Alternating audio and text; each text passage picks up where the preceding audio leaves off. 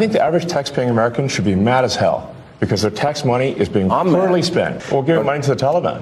What money to the Taliban? Like a lot. $20 million on a Sesame Street show in Iraq, $56 million to boost tourism in Tunisia and Egypt, $40 million to build schools in Jordan, $11 million to tell the Vietnamese to stop burning trash, $45 million for DEI scholarships in Burma, $520 million for consultant-driven ESG investments in Africa, DEI programs in Serbia.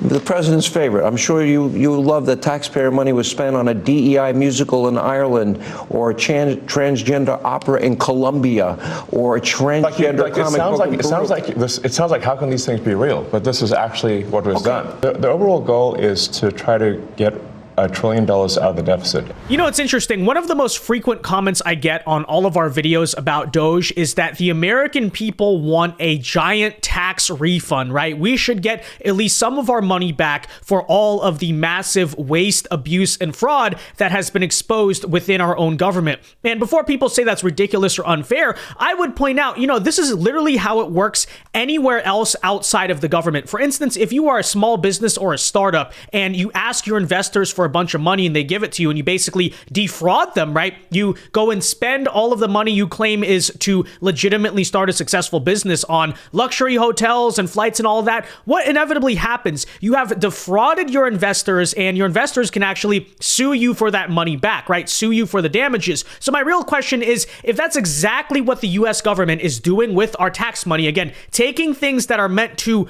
you know, actually go to bettering society or, you know, the functions of taxpayer money, and they were squandering it, they're funneling it. Yeah, it's a legitimate question. At what point do the American people actually get a refund back? Okay, and why? How come when the government wastes money, it's like, oopsie? But again, in the private sector, if you commit fraud with someone's investor money, you have serious legal problems. You're going to be sued. You might even go to jail. So I don't know. You're kind of seeing the situation right now where people in the government are shocked to find out that suddenly, for once, they're being held to similar standards that exist in the private sector. Yeah, welcome to the real world, to the entire federal workforce. But nonetheless, guys, today President Trump said something that might make you guys pretty happy, because he apparently is going to be proposing and trying his hardest to pursue basically a tax refund to the American people. That is right, with all of the money that has been cut and saved from waste, fraud, and abuse through Doge. He wants some of that money to go directly back into the pockets of the American people. This is an idea that Elon Musk floated out on X yesterday, and I thought to myself, yeah, that's a great idea. He should do it. But apparently, President Trump is fully sold on this, and he's going to be going forward with that. So we'll tell you all about it in today's video. But first, folks, do us a big favor. If you enjoy the content, make sure you're subscribed to the channel. That's the best way to support our work,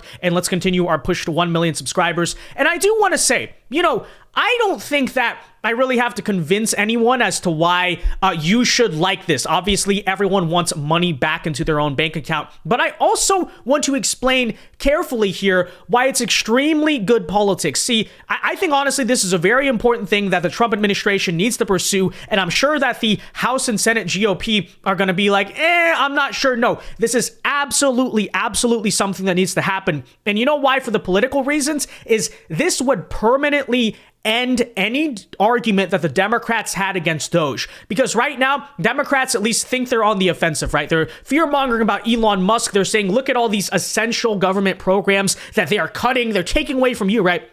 Well, what way to shut down that argument immediately in the eyes of the national electorate of the American people if you went and said, nope, this is your money. We promise we're going to cut it on your behalf. So here's at least some of your money back. I'll actually say this right now. This was literally, I'm almost a little bit disappointed because this was literally an idea I had. This was going to be one of my core proposals if I ever ran for president, which I don't really intend on doing, but it was always an idea I had in my head. I actually have a tweet about this a couple months ago. And my idea, well, which I'll kind of relate to this, it's basically the same thing, is I said I was going to cut foreign aid in half for a year. And what I'm going to do with that cut money, I think it translates to like $30 billion or something. I would give it back directly to the American people. I'd basically just split it evenly amongst the taxpayers. I think there's like 166 million taxpayers. It translated to about like $200 per person, right? Every American who pays taxes would get $200 back into their bank account.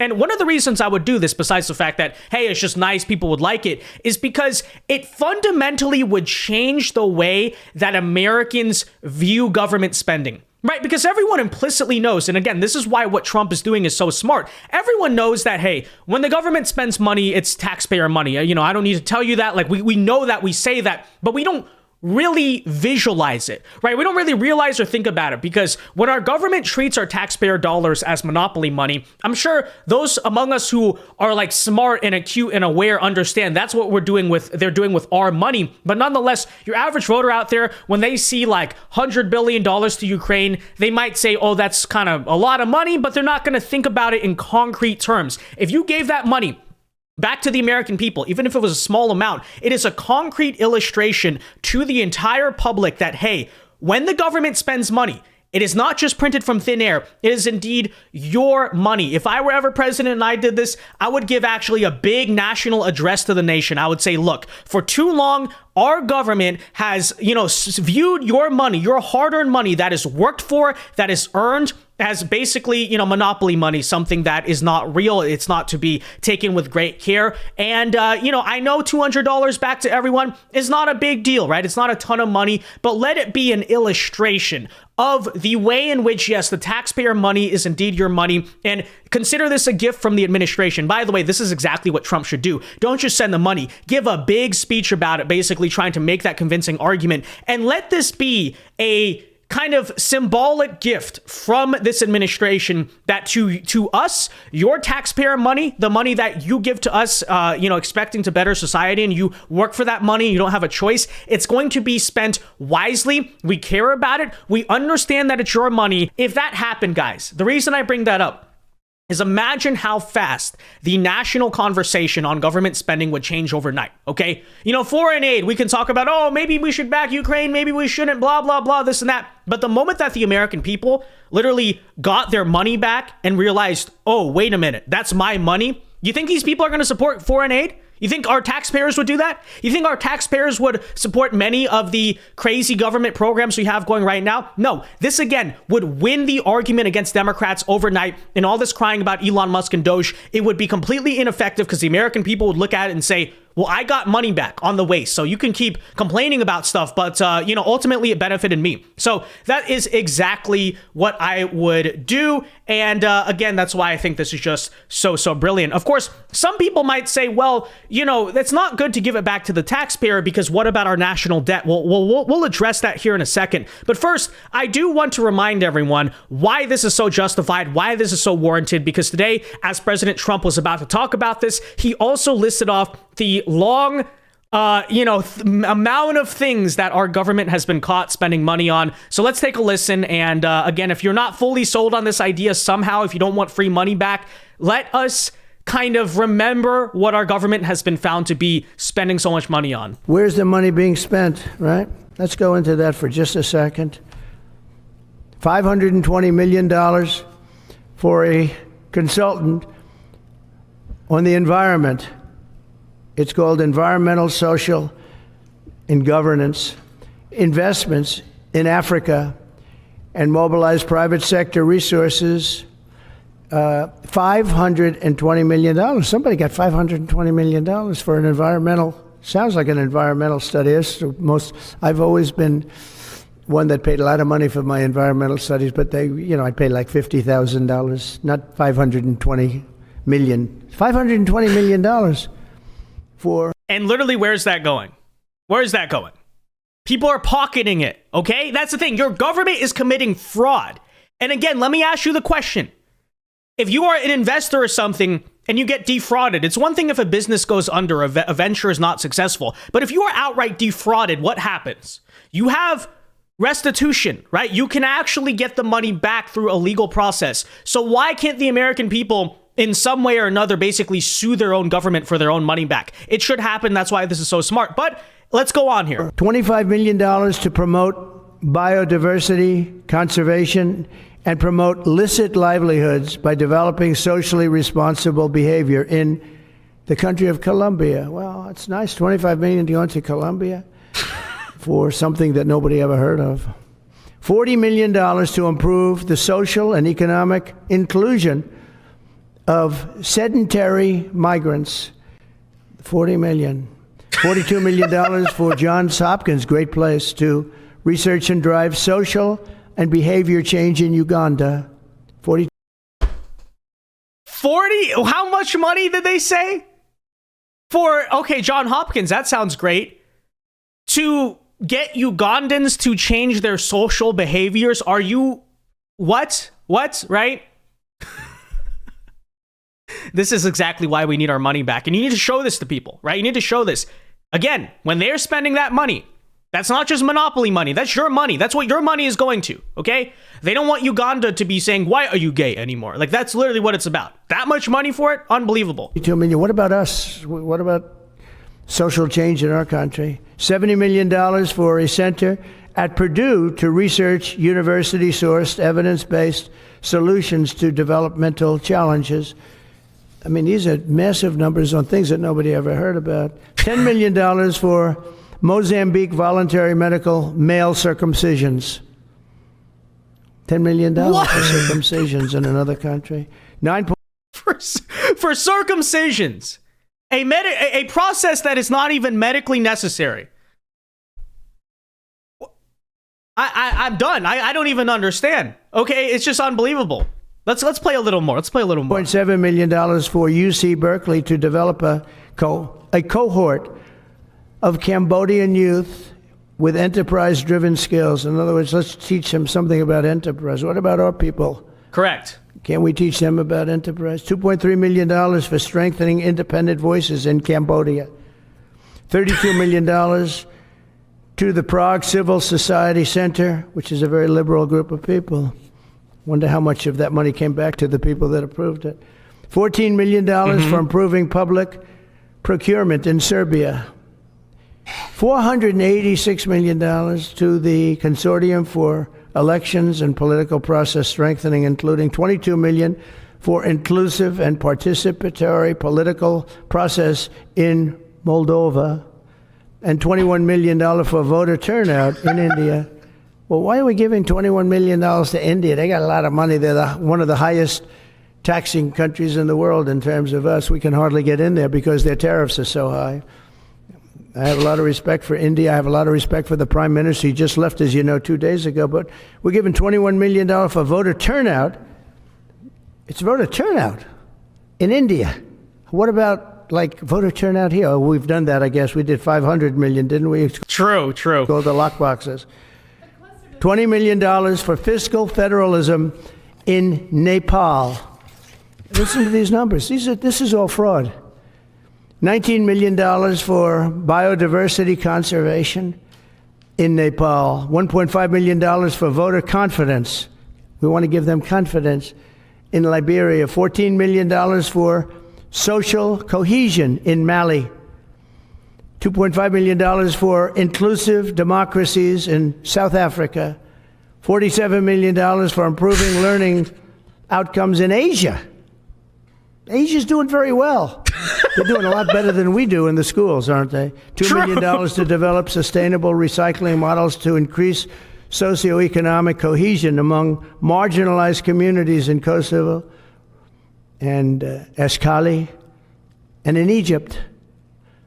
We're talking about hundreds of billions of dollars. I could, by the way, I could read this all day long. I could go on all day long, and you'll see hundreds of billions of dollars.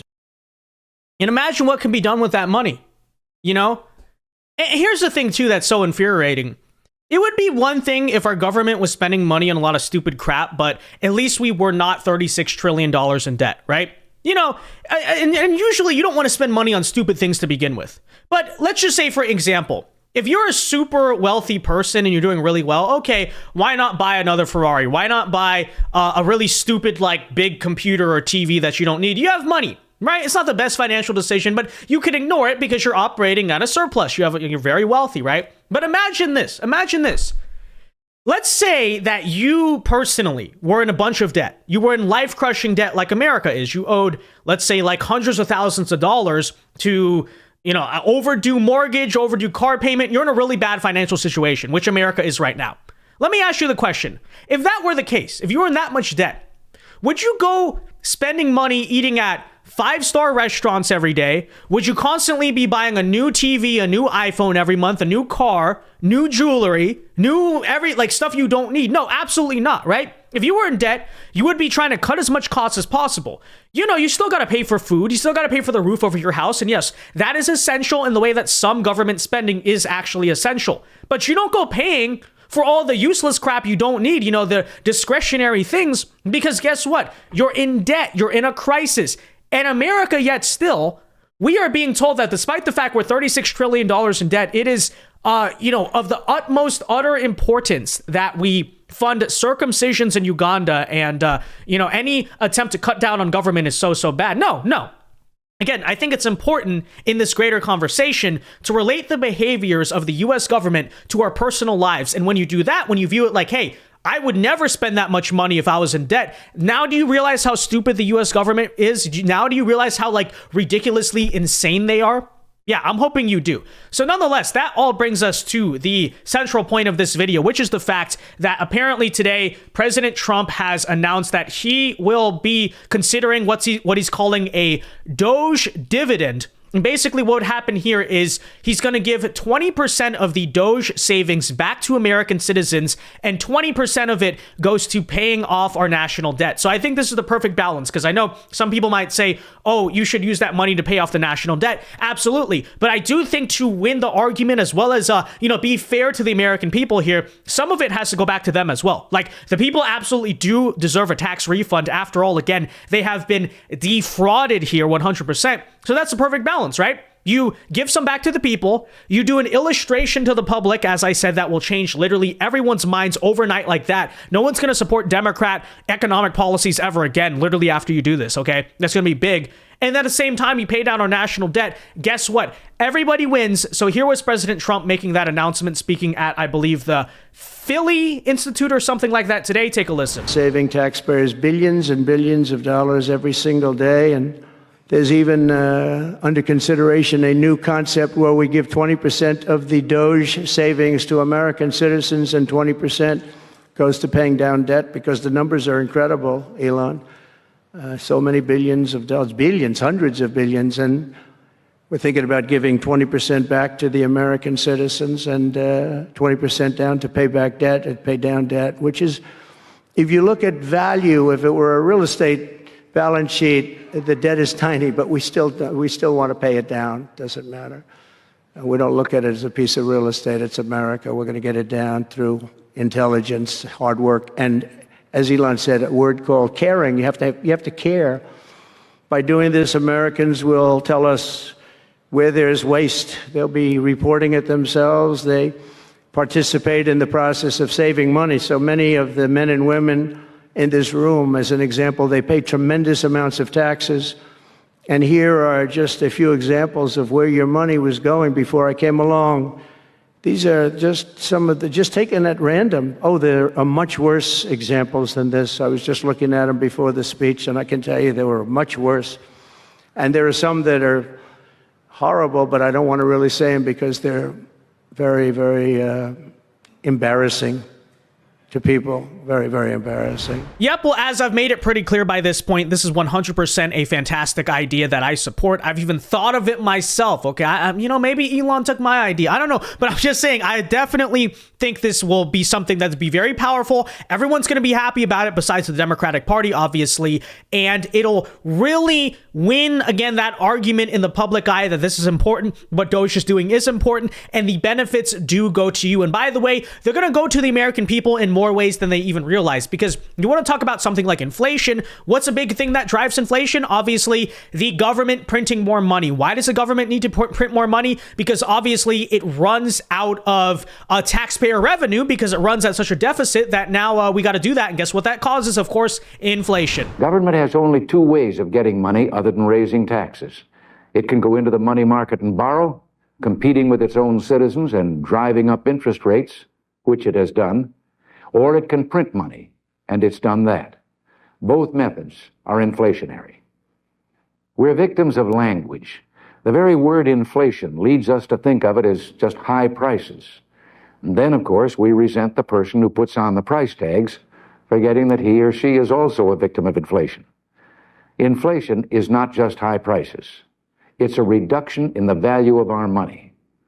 When the money supply is increased, but the goods and services available for buying are not, we have too much money chasing too few goods.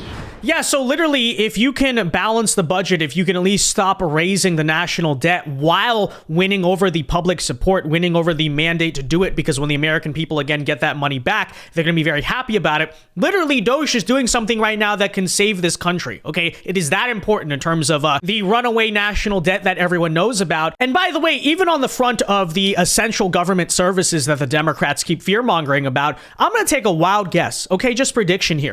Your government's going to run more efficiently and competently as a result of all these people being fired. Okay, give it about 2 to 3 years. Suddenly, next time you go to, I don't know, renew your passport or apply for Social Security or whatever, you know, just any of those things, anything where you have to deal with government bureaucracy, you're going to be shocked to find out. I'm telling you this right now. Wow.